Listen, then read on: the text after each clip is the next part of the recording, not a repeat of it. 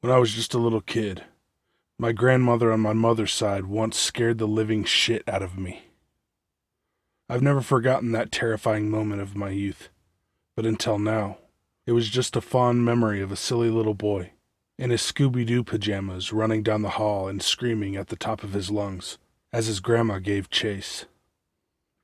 Looking back on it, it really was kind of funny. It was Halloween night of 1981.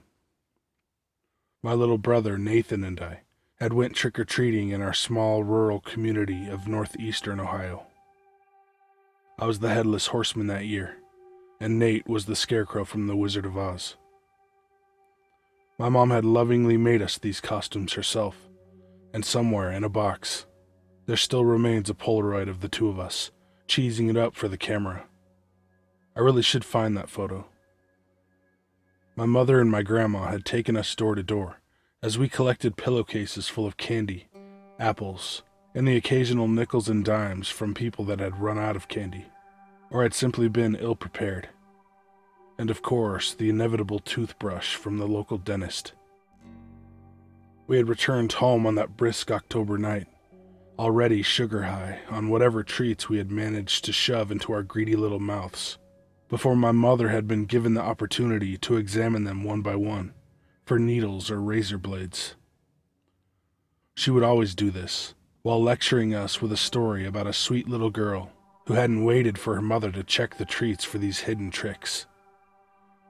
The story went that the girl had crammed an entire mallow cup into her mouth and had promptly sliced off her tongue with a blade some sick fuck had hidden inside of it.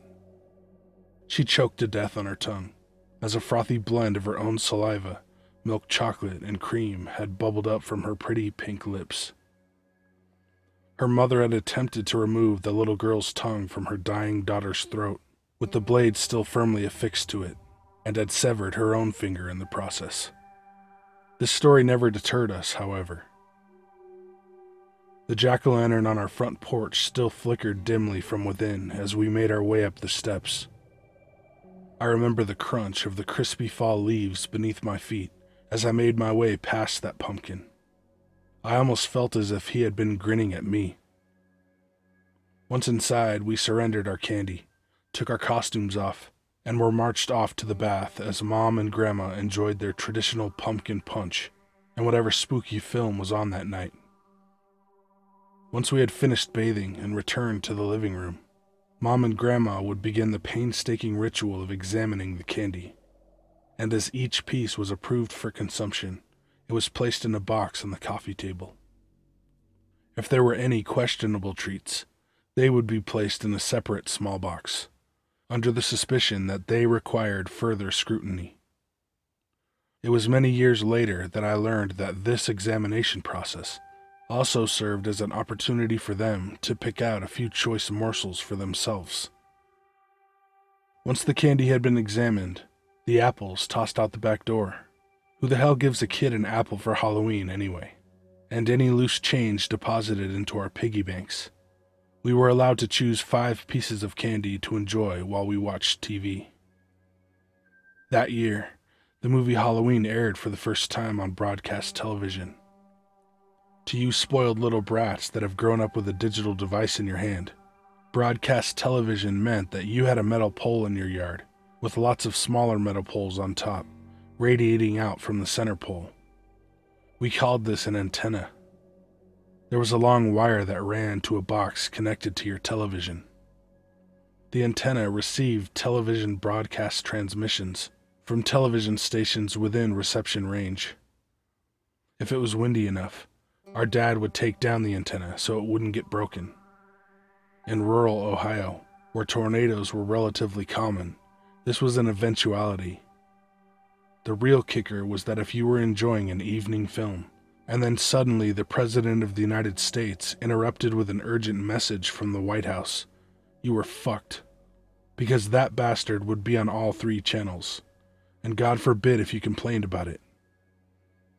With much apprehension, my brother and I were permitted to watch Halloween that night. My father, being a stern disciplinarian, would have never allowed this. However, he was a truck driver, and fortunately for Nate and I, he was on the road that week. So we huddled under a blanket on the couch and watched Michael Myers hack and slash his bloody way through the film as he stalked Laurie Strode. We shrieked in terror when he would suddenly leap into view, as the maddening and ominous music would increase in volume and intensity, announcing his arrival. We cowered in fear as he would slowly walk towards his victims, and eventually catch them inevitably, because they would inexplicably trip and fall. And we shuddered and gasped as he delivered stab after gruesome stab to an innocent and bloody teenage victim. When the film had concluded, Mom had asked us if we were scared. Of course, we said, nah, that wasn't scary at all. But all the same, we knew that we were sleeping with a nightlight on that night.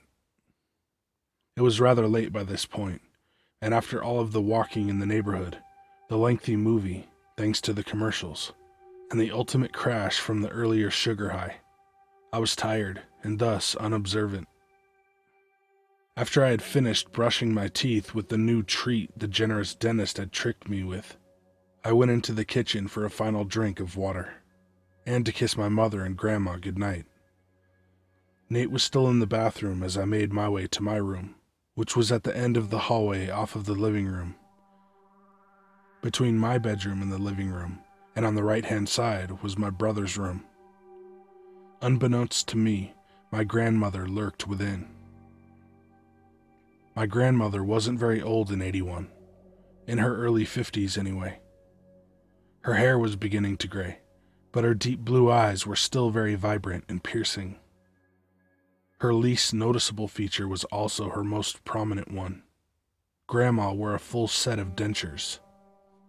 She was fond of pushing them forward from within her mouth, crossing her eyes, and making a funny sound deep in her throat.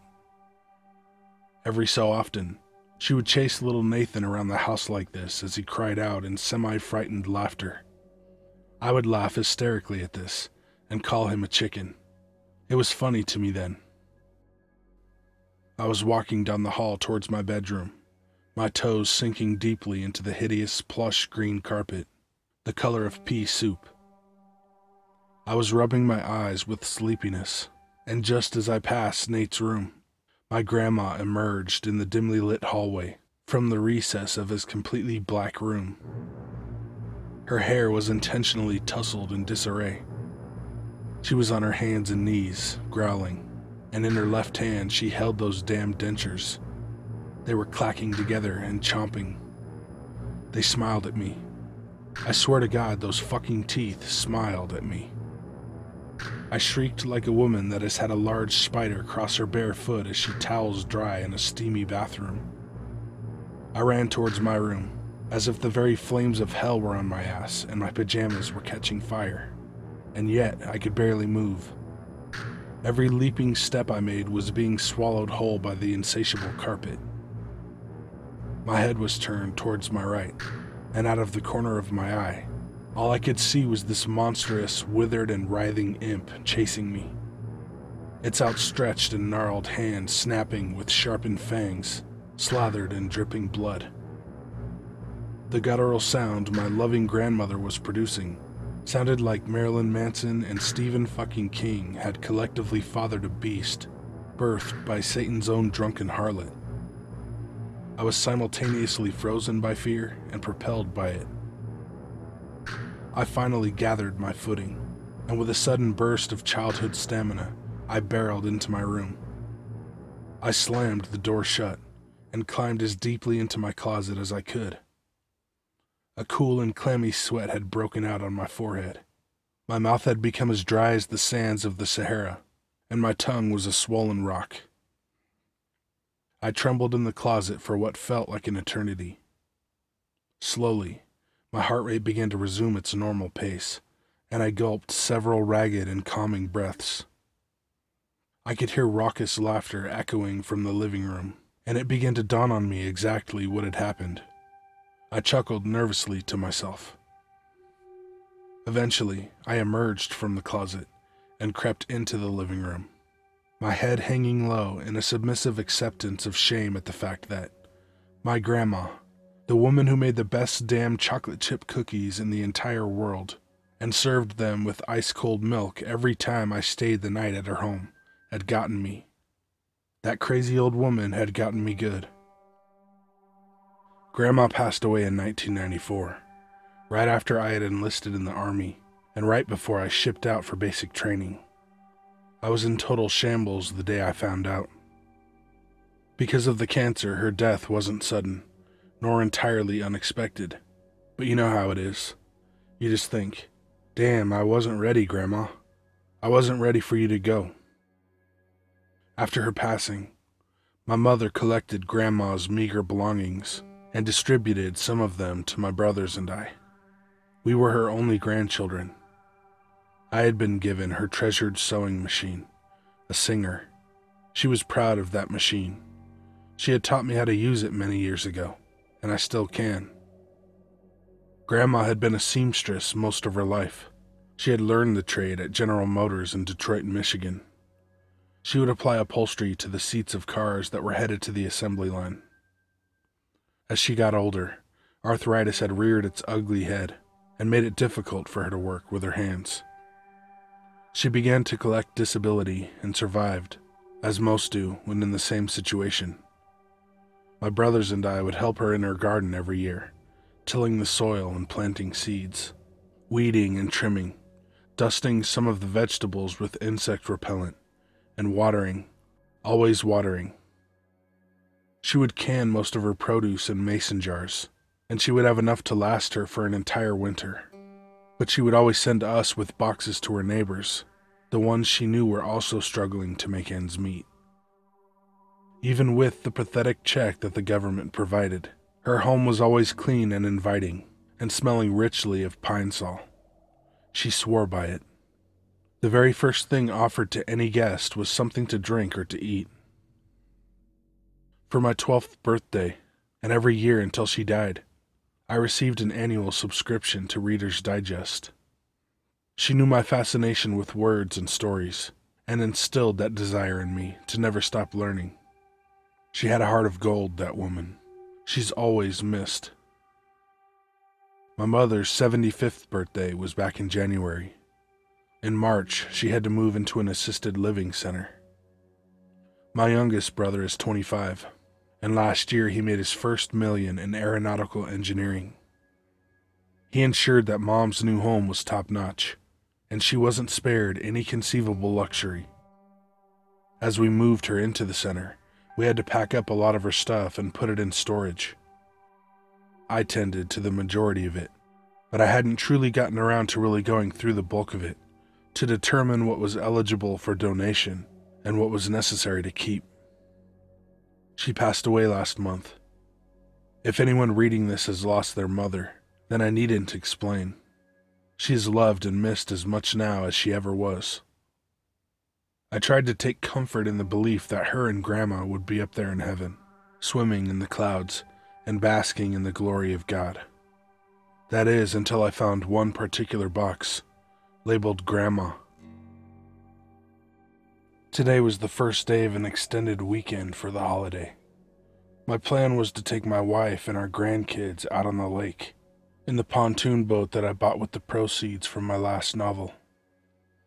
The wife isn't so fond of it, because her skin is rather fair, and she burns easily. She's also not fond of the barbecue grill I had installed on the boat, terrified that a flaming sausage might take a flying leap from the grill and engulf the entire pontoon in flames.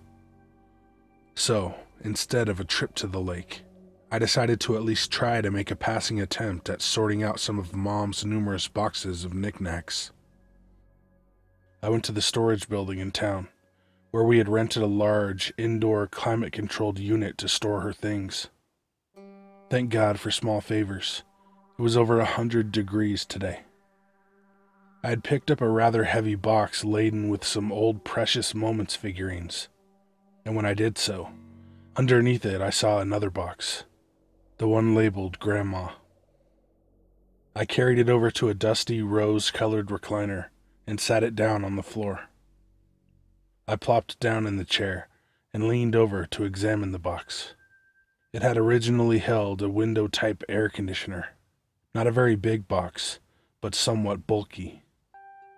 I reached into my pocket and removed my pocket knife. It was a Gerber that Nathan had given to me as a best man's gift at his wedding. I keep it oiled and sharpened. Everyone should carry a good pocket knife. I slid the blade along the gap between the upper flaps, where the tape held them together, and pulled them back. Inside, I found quite a few interesting items. I found Grandma's old King James Bible, replete with our family tree hand-drawn and lettered in the very front. Little slips of paper with verses and notes were scattered within the pages, as well as a few $5, $10, and $20 bills. I had to smile at that. Those bills were surely intended for myself or one of my brothers, to be slipped into a card and mailed, along with a gift she had either made or purchased with her fixed and limited income. There were some framed photographs, some yellowing but still clear and discernible. There were several documents, like her birth certificate and an Employee of the Year award that was embossed with a gold General Motors logo. I was gathering up some of those papers when I saw the top of a familiar item that seemed oddly out of place. It was the top of a mason jar lid. Perplexed, I reached down and gingerly plucked the jar out of the box. It made an audible slosh as I removed it. I damn near dropped it when I saw what was inside. Grandma's dentures. I snickered to myself as I peered at those gleaming white teeth inside. I thought, damn it, Grandma, you got me again. I set the jar aside, on top of a cedar dresser that had seen better days. I spent quite a few hours in that storage unit, sorting, rearranging, reminiscing. Before I knew it, it was damn near supper time. I was genuinely surprised that my wife hadn't rang me up on the phone. I pulled it out of my shirt pocket to look at it, and realized I would have missed her if she had. There was no service inside this storage unit. I'm not exactly sure what possessed me to take home this mason jar with Grandma's teeth in it. Nostalgia, maybe? On the way home, I would look at it, snugly secured in the drink compartment in my Dodge, and I would have a little laugh, remembering that Halloween decades ago, when that crazy old coot had chased me down the hall, hair askew, grunting like a demon from hell, and me running for my 7-year-old life. As I joined my wife in bed last night, I brought the jar upstairs with me. I thought Beverly would get a kick out of the dentures. As I pulled back the sheet and blanket of my side of the bed and climbed in, I sat the jar down on my nightstand. She just wrinkled her nose and said, "What in the hell are those?" I looked at her for a moment, grinning, and said with an air of aloofness, "Those, my dear, are Grandma's teeth." I then told her the whole story, and we both laughed at my recollection of that Halloween night.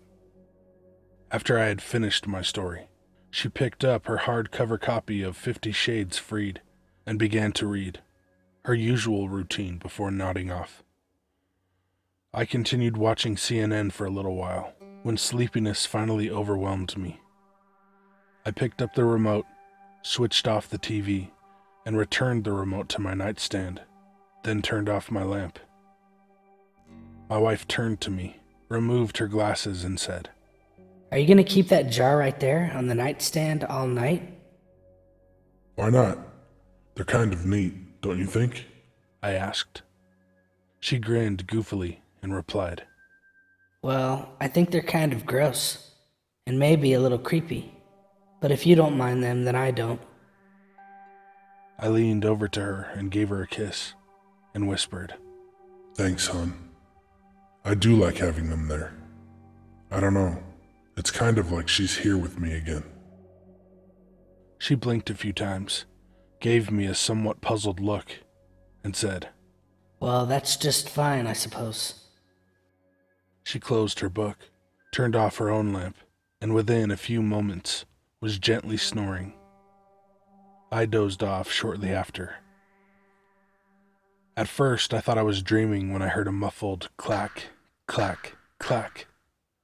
I sleepily dismissed it, and then I heard it again, this time urgently. Clack, clack, clack. The pungent aroma of pine sol stung my nostrils. I fully awoke and rolled over toward the nightstand. In the jar, Grandma's teeth were grinning. Clack, clack, clack.